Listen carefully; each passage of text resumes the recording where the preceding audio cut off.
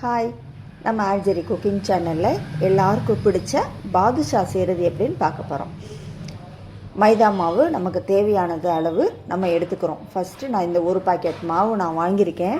நான் ஒரு அளவு கப்பு வச்சுருக்கேன் பார்த்தீங்களா, இது வந்து 250 ml கப்பு. சரியா, இதில் ஃபுல்லாக அது உங்களுக்கே தெரியும், அந்த ஒரு கப்பை ஃபுல்லாக போட்டிருக்கேன்னா அந்த ஒரு பாக்கெட் மாவையும் நான் போட்டுக்க போகிறேன். அப்போ மிச்சம் இருக்கிற மாவையும் அந்த கப்பில் நான் போடுறேன். கரெக்டாக பாருங்கள், ஒரு கப்புக்கும் கொஞ்சம் கம்மியான அளவு வரும். 3/4 கப்புன்னு வச்சுக்கோங்களேன், 1.25 கப்பு. உங்களுக்கு அளவு தெரியணும் அப்படின்றதுக்காக இந்த ஒரே கப்பை வச்சு தான் நான் எல்லா அளவுகளுமே உங்களுக்கு காட்டியிருப்பேன். அது அப்போ தான் உங்களுக்கு கன்ஃபியூஸ் ஆகாமல் இருக்கும். அதனால் இப்போ நான் 1.25 அளவு மாவு போட்டிருக்கேன். அந்த பாக்கெட்டில் 1.25 அளவு மாவு தான் இருந்தது. அதை ஒரு பாக்கெட் வாங்கிட்டு வந்து அப்படியே போட்டேன். இது வந்து ஒரு 1/4 டீஸ்பூன் சோடா உப்பு போட்டிருக்கேன். ஒரு பிஞ்ச் அளவு சால்ட்டு, 3ஐயும் சேர்த்து போட்டிருக்கேன். அடுத்து ஒரு பாத்திரத்தில் அதே கப்பு வச்சுட்டு நம்ம இப்போ ஜீனி அளந்து போட போகிறோம். இந்த நம்ம வந்து ட்ரையாக இருக்கிறதெல்லாம் நம்ம இதில் அளந்துட்டோம் அப்படின்னா, முதலே அளந்து ரெடியாக எடுத்து வச்சுட்டோம் அப்படின்னா நிறையா கப்புகள் எடுத்து நம்ம அளந்தோன்னா உங்களுக்கு கன்ஃபியூஸ் ஆகும். அதனால தான் ஃபஸ்ட்டு ட்ரையாக இருக்கிறதுக்குள்ள நான் அளக்கிறத பற்றி நான் உங்களுக்கு காட்டுறேன். முதல்ல மாவு அளந்துட்டோமா, இப்போ ஜீனி 2 கப்பு அளந்து போட்டிருக்கேன். நான் மாவு 1.25 கப்பு போட்டோம், ஜீனி 2 கப்பு. அதை தனியாக எடுத்து வச்சுட்டு இப்போ நம்ம மறுபடியும் நம்ம மைதா மாவில் அடுத்து என்ன சேர்க்க போகிறது அப்படின்றது பார்க்குறோம். 1/4 கப்பு அளவு தயிர்.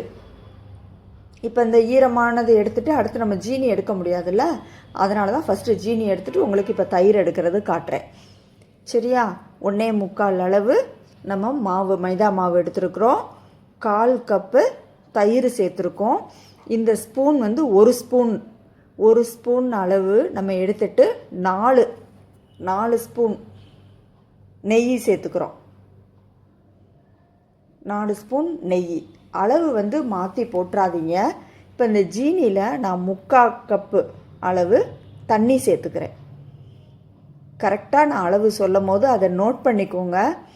அந்த நான் சொன்ன அளவுப்படி செஞ்சிங்கன்னா சூப்பரான பாதுஷா நம்ம ஈஸியாக சிம்பிளாக வீட்டிலையே நம்ம ரெடி பண்ணிடலாம். கடையில் போய் வாங்கி சாப்பிட்ணும் அப்படின்ற அவசியம் வராது. இப்போ நம்ம அந்த நெய் தயிர் எல்லாம் போட்டோம்ல, அதை ஃபஸ்ட்டு எல்லாம் வந்து பிசைஞ்சு வச்சுக்கோங்க. பிசைஞ்சு எல்லாம் மிக்ஸ் பண்ணிவிட்டு அதுக்கப்புறமா இப்போ நான் தண்ணி ஊற்றுனேன் பார்த்தீங்களா, எவ்வளோ ஊற்றுனேன் பார்த்தீங்களா, அந்த ட்ராப் அளவு தான், 1 ஸ்பூன் அளவு. 1 ஸ்பூனுக்கும் கம்மியாக கூட ஊற்றிக்கோங்க. ஊற்றிட்டு அதை லேசாக பிசைஞ்சு விடணும். மாவை வந்து ரொம்ப அழுத்தி பிசையக்கூடாது. அது ஏன் அழுத்தி பிசையக்கூடாது அப்படின்னா, மாவை ரொம்ப அழுத்தி பிசைஞ்சோம் அப்படின்னா மாவு வந்து ஹார்ட் ஆயிரும். அது மாதிரி பிசைகிறது வந்து சப்பாத்தி மாவு மாதிரி இருக்கக்கூடாது. நம்ம பூரிக்கு மாவு பிசைவோம்ல, அந்த மாதிரி தான் இருக்கணும். சப்பாத்தி மாவு மாதிரி ரொம்ப இதாக பிசையக்கூடாது. மாவை ரொம்ப நேரம் அழுத்தம் கொடுக்கக்கூடாது. இந்த சின்ன சின்ன டிப்ஸ் எல்லாம் நீங்கள் கரெக்டாக ஃபாலோ பண்ணிங்க அப்படின்னா சூப்பரான பாதுஷா ரெடி ஆயிரும். அந்த லேயராக இருக்கும் பார்த்தீங்களா, பாதுஷா நம்ம கடையில் வாங்கி சாப்பிடும் போது அதே மாதிரி நம்மளாலையும் வீட்டில் ரெடி பண்ண முடியும். அழகாக இந்த மாதிரி மாவெல்லாம் ஒன்றா சேரணும், அவ்வளோதான். அதை போட்டு ரொம்ப நேரம் பிசைஞ்சிட்டே இருக்கக்கூடாது. சாஃப்டாக இருக்குது பார்த்தீங்களா, நான் வந்து கை வச்சு அழுத்தி காட்டும் போதே உங்களுக்கு தெரியும். அந்த மாதிரி இருந்தால் போதும். ரொம்ப நேரம் அழுத்தி பிசைஞ்சிட்டே இருக்காதீங்க. எல்லா மாவும் ஒன்றா சேர்ந்தால் போதும். இனி இதை நம்ம மூடி வச்சிடணும்.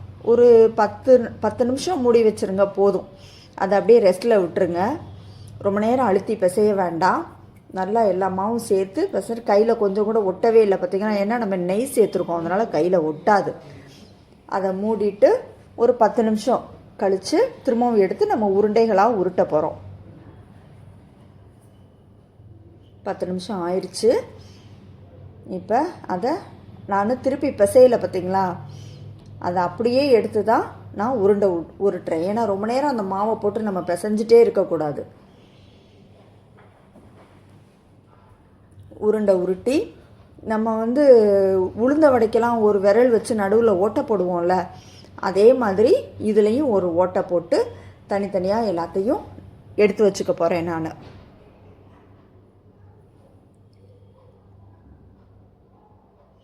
பாதுஷா வட இந்தியாவில் பாலுஷாஹி அப்படின்னு சொல்லுவாங்க. அது வந்து அங்கே வட இந்தியா பக்கம் பிரபலமான ஒரு ஸ்வீட்டு இந்த பாதுஷா. நம்ம தமிழ்நாட்டிலையும் இந்த ஸ்வீட்டு ரொம்ப பிரபலமானது தான். நம்ம இதை கரெக்டான மெத்தடில் செஞ்சோம் அப்படின்னா வெளியில் கொஞ்சம் முறுமுறுன்னு உள்ள சாஃப்டாக சுகர் சிரப்போடு சேர்ந்து சாப்பிடும் போது சூப்பராக இருக்கும்.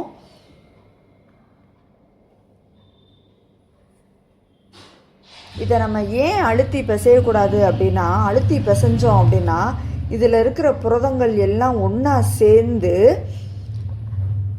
இறுக்கமாயிரும்.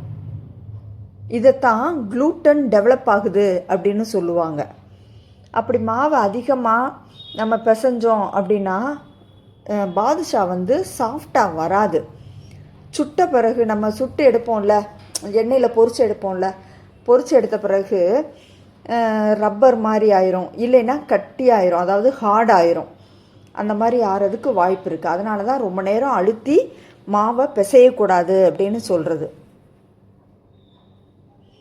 இதை லைட்டாக நம்ம இது பண்ணால் இப்போ செஞ்சேன்ல அதே மெத்தட்லேயே செய்யுங்க, எதுவுமே மாற்றாமல் கரெக்டாக நீங்கள் செய்யுங்க. சூப்பரான பாதுஷா நீங்கள் வீட்டில் செய்ய முடியும். கடையிலலாம் நம்ம இனிமேல் வாங்கவே மாட்டோம் இந்த மாதிரி நீங்கள் செய்ய ஆரம்பிச்சிட்டிங்க அப்படின்னா.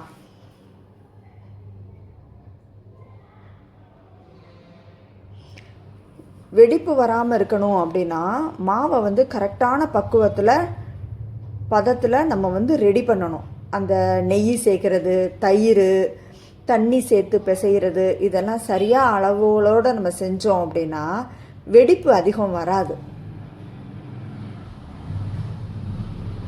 அது மாதிரி நம்ம வந்து இதுக்கு எண்ணெய் சூடு பண்ணுறோம் பார்த்திங்களா, அந்த எண்ணெய் சூடு பண்ணுறதுமே மற்ற இது நம்ம எண்ணெய் பொரிக்கிறதுக்குனாலும் எண்ணெயை ஃபுல் ஃப்ளேமில் வச்சு எண்ணெய் சுட்ட பிறகு அப்புறம் மீடியமுக்கு குறைப்போம்ல, இதுக்கு அப்படி பண்ணக்கூடாது. மீடியம் ஃப்ளேமில் வைக்கலாம், இல்லை சிம்மில் வைக்கலாம். ஃபுல் ஃப்ளேமில் எண்ணெயை வைக்கவே கூடாது. இது எண்ணெய் நல்லா சூடாகவும் கூடாது. அதுதான் இதில் முக்கியமான விஷயம். நம்ம சரியான சூட்டில் இந்த பாதுஷாவை போட்டு நம்ம வந்து ஃப்ரை பண்ணி எடுத்தோன்னு வச்சுக்கோங்களேன், நல்லா உங்களுக்கு பாதுஷா கடையில் வாங்கும்போது அந்த லேயராக தெரியும் பார்த்தீங்களா, அப்படி இருக்கும். இப்போ வந்து நம்ம ஜீனி பாகு காய்ச்சிக்கலாம். 2 அடுப்பில், ஒரு அடுப்பு பக்கம் நான் சின்ன இது இருக்குல்ல அந்த இதில் வந்து ஜீனி பாகு நான் வச்சுருக்கேன். ஜீனியில் தண்ணி ஊற்றி வச்சோம்ல அது வச்சுருக்கேன். பக்கத்து அடுப்பில் ஒரு சட்டி வச்சு எண்ணெய் ஊற்றிக்கிறேன். அந்த ஜீனி பாகில் கொஞ்சோல ஏலக்காய் தூளும் குங்குமப்பூவும் நான் சேர்த்து போட்டிருக்கேன். தேவைன்னா நீங்கள் போடுங்க, இருந்தால் போடுங்க, போடணும் அப்படின்னு கட்டாயம்லாம் கிடையாது. நமக்கு அந்த நெய் வாசமே நல்லா இருக்கும், அதனால் இதெல்லாம் போடணும்னு அவசியம் கிடையாது. உங்கள்கிட்ட இருந்தால் போட்டுக்கோங்க. என்கிட்ட இருந்துச்சு, அதனால் நான் போட்டிருக்கேன். நல்லா வந்து அந்த ஜீனி அடியில் நிற்கிதுல்ல, அதை மிக்ஸ் பண்ணி விட்டுக்குருவோம். மிக்ஸ் பண்ணி விட்டு நல்லா வந்து ஜீனி அந்த சிரப் வந்து நல்லா கொதிக்கட்டும். கொதித்த பிறகு பாகு தொட்டு பாருங்கள், கையில் பிசு பிசுன்னு ஒட்டணும். ரொம்ப அந்த கம்பி பதம்னு சொல்லுவோம்ல அந்த மாதிரிலாம் வரக்கூடாது. அந்த மாதிரி வந்துச்சு அப்படின்னா அந்த ஜீனிலாம் வந்து அப்படியே ஆறின பிறகு பார்த்திங்கன்னா பாதுஷாவில் ஜீனி வந்து அப்படியே ஒட்டி இருக்கிறது நல்லா கட்டி கட்டியாக ஒட்டியிருக்கும், அந்த மாதிரி வெள்ளை வெள்ளையாக தெரியும். அதனால் கண்டிப்பான முறையில் பாகுபதம் பார்க்காதீங்க. அந்த கம்பி பதம் சொல்லுவோம்ல, கம்பி மாதிரி இப்படி கை 2 விரலை வச்சு ஒட்டி இழுத்தோம்னா கம்பி பதம் வரும், அதெல்லாம் பார்க்காதீங்க. லேசாக பிசு பிசுப்பு இருந்தால் போதும். நல்லா இப்படி கொதிக்கிறதுல கொதித்த பிறகு ஒரு நிமிஷம் அல்லது 2 நிமிஷம் வச்சு அடுப்பை ஆஃப் பண்ணிடுங்க, போதும். ரொம்ப நேரம்லாம் கொதிக்க விடாதீங்க. ரொம்ப நேரம் கொதிக்க விட்டிங்கன்னா அந்த கம்பி பதம் வர ஆரம்பிச்சிடும். நமக்கு அதெல்லாம் தேவையில்லை, கம்பி பதம்லாம் நமக்கு தேவை கிடையாது. நான் இப்போ அடுப்பை ஆஃப் பண்ணிட்டேன். நல்லா கொதிக்கவும் ஒரு 2 நிமிஷம் கழித்து அடுப்பை ஆஃப் பண்ணிட்டேன். இப்போ நம்ம உருட்டி வச்சுருக்கோம்ல, அதெல்லாம் ஒன்று ஒன்றா நம்ம வந்து மெதுவாக போட்டு எடுக்க போகிறோம். இப்போ பாருங்கள், நான் ஒரு உருண்டை போட்டிருக்கேனா, இது வந்து எப்படி என்ன கண்டுபிடிக்கிறதுனா, இப்போ நான் போட்டிருக்கேன் பாருங்கள், போட்ட உடனே அது மேலே எழுந்திரிச்சு வரல. இப்போ வந்து எண்ணெய் நல்லா காஞ்சிருந்தது அப்படின்னா போட்டோன்னா டக்குன்னு மேலே எழுந்திரிச்சு வந்துடும். இப்போ நான் எண்ணெயை வந்து மிதமான சூட்டில் வச்சு, அந்த புகையெல்லாம் வரக்கூடாது, லேசாக அந்த எண்ணெய் சுட்டால் போதும். இப்போ பாருங்கள், நான் போட்டிருக்கேன், மெதுவாக தான் அது மேலே எழுந்திரிச்சு வரும். போட்ட பிறகு அதை சும்மா நம்ம எடுத்து விட்டுட்டு கிண்டி விட்டுட்டேலாம் இருக்க வேண்டாம். அதுவாக எழுந்திரிச்சு மேலே வருது பார்த்தீங்களா, தெரியுதா உங்களுக்கு? மேலே வந்துருச்சு. இப்போ நான் திருப்பி விட்டேன். இப்போ நம்ம அடுத்தடுத்த உருண்டைகளையும் இதோடு சேர்த்து நம்ம போட்டுக்கலாம். இந்த இது பொரிச்சு எடுக்கிறது மட்டும் ரொம்ப பொறுமை வேணுங்க, நிதானமாக தான் செய்யணும். அவசரமாக எண்ணெயை நான் ஃபுல் ஃப்ளேமில் வச்சு எண்ணெய் சுட்ட பிறகு நான் இப்போ போட்டு எடுக்கணும், எனக்கு அவசர வேலை இருக்குது, நான் வெளியில் போகணும், அப்படிலாம் இதை செய்ய முடியாது. நிதானமாக செய்யுங்க. மற்ற இதெல்லாம் நம்ம செஞ்சிடலாம். இந்த எண்ணெயில் சூடு பண்ணி எண்ணெய் சூடாகி அதை நம்ம ஒவ்வொரு உருண்டைகளாக, அது பாருங்கள், நான் இப்போ எல்லாமே போட்டிருக்கேன்ல, எல்லாமே அதுவாக எழுந்திரிச்சு மேலே வரும் பாருங்கள். நம்ம அதை டிஸ்டர்ப் பண்ணவே கூடாது. அதுவாக எல்லாமே மேலே மிதக்க ஆரம்பிச்சிடும். இப்போ நம்ம போட்ட உடனே கீழே போய் உட்காந்துருக்குல்ல, அதுவாக வந்து எல்லாமே மேலே எழுந்திரிச்சு மிதக்க ஆரம்பிச்சிடும். மீடியம் ஃப்ளேமில் வச்சே செய்யுங்க, ஃபுல் ஃப்ளேமில் வச்சிடாதீங்க. அப்போனா என்ன ஆகும் அப்படின்னா, வெளியில் சிகப்பு கலர் கொடுத்துரும், ஆனால் உள்ளே வந்து பார்த்திங்கன்னா மாவு வெந்திருக்காது. அந்த லேயராக இருக்குல்ல, அதெல்லாம் வரவே வராது, நல்லா இருக்காது, சாப்பிடவும் நல்லா இருக்காது. அதனால் பொறுமையாக அதை சும்மா நம்ம வந்து கரண்டி வச்சு அதை கிண்டி விட்டுட்டு திருப்பி விட்டுக்கிட்டே அப்படிலாம் இருக்கக்கூடாது. ரெஸ்ட்டு விட்டு தான் மெதுவாக தான் நம்ம செய்யணும். அதை டிஸ்டர்ப் பண்ணவே கூடாது. இப்போ தான் நான் பாருங்கள் திருப்பி விட்டேன். அது கொஞ்சம் நான் வந்து உங்களுக்கு ஸ்பீட் பண்ணலை, நான் வந்து கட் பண்ணலை, உங்களுக்கு நிதானமாக காட்டணுன்றதுக்காகத்தான் முழு வீடியோவாக நான் எடுத்துகிட்ருக்கேன். உங்களுக்கே தெரியும், அங்கே பாருங்கள், அது வெந்துட்டே, நான் திருப்பி விட்டேன், அது வெந்துட்டே இருக்குது, கலர் கொஞ்சம் சேஞ்ச் ஆகிருக்கு. இப்போ மறுபடியும் நம்ம இன்னொரு சைடு நம்ம திரும்பி விட போகிறோம். திருப்பி விட்டு 2 சைடும் கலர் மாறி வரும்.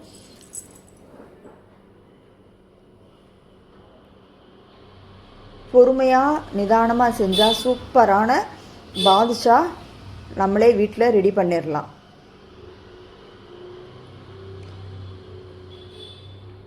நான் வந்து சமையல் வீடியோக்கள் மட்டும் இல்லாமல் மோட்டிவேஷன் வீடியோவும் போட்டிருக்கேன். என்னோடய வீடியோக்கள் பார்க்குறவங்க அதையும் பாருங்கள், உங்களுக்கு கண்டிப்பான முறையில் பிரயோஜனமாக இருக்கும்.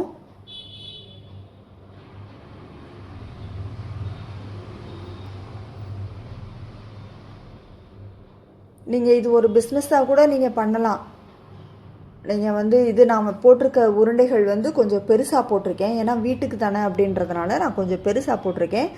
இந்த உருண்டையவே நீங்கள் இன்னும் கொஞ்சம் சின்னதாக உருட்டி அதை லேசாக கையில் வச்சு அமுக்கி நம்ம உளுந்த வடை செய்கிற மாதிரி நடுவில் ஓட்டை போட்டு, எனக்கு அந்த இது விரிசல் விழுந்திருக்கு பார்த்தீங்களா, ஏன்னா நான் அதை வந்து கையில் 2 கையில் வச்சு சேர்த்து உருட்டும் போது சரியாக உருட்டாததுனால எனக்கு அது விரிசல் விழுந்திருக்கு. அந்த ஒரு பாதுஷா மட்டும் விரிசல் விழுந்துருச்சு.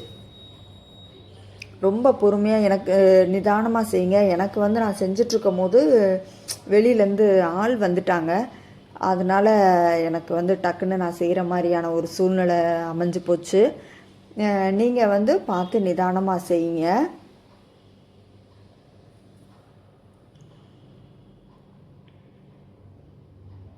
மெதுவாக திருப்பி போட்டு பொறுமையாக தான் செய்யணும். இது வேகிறதுல வந்து நம்ம ரொம்ப பொறுமையாக கடைப்பிடிக்கணும்.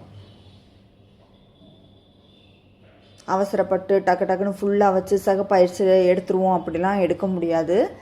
எடுத்தால் நல்லாவும் இருக்காது, உள்ளே வெந்திருக்காது. நான் சொல்கிற மாதிரி நிதானமாக ஒவ்வொரு இதையும் நான் ஸ்டார்டிங்கில் அந்த நம்ம மைதா மாவு போட்டோம்ல கப்பு அளவில் அளந்து, இப்போ நான் 1.25 கப்பு போட்டேன். நீங்கள் 2 கப்புனாலும் இதே அளவு தான், 2 கப்புனாலும் கப்பு தயிர், 4 ஸ்பூனு நெய், இந்த மாதிரி தான், இதே அளவுகள் தான், அதே அளவுகள் போட்டுக்கோங்க. அதை விட 2.5 கப்பு 3 கப்பு அப்படின்னு போட போகிறீங்க அப்படின்னா நான் சொன்ன அளவுகளை விட எல்லாம் அதுக்கேற்ற மாதிரி கொஞ்சம் நீங்கள் அளவுகள் கூட்டிக்கோங்க. இல்லை 1 கப்பு மாவு அப்படின்னா அதுக்கேற்ற மாதிரி நான் சொன்ன அளவுகள்லேருந்து எல்லாத்தையும் அதுக்கேற்ற மாதிரி குறைச்சிக்கோங்க.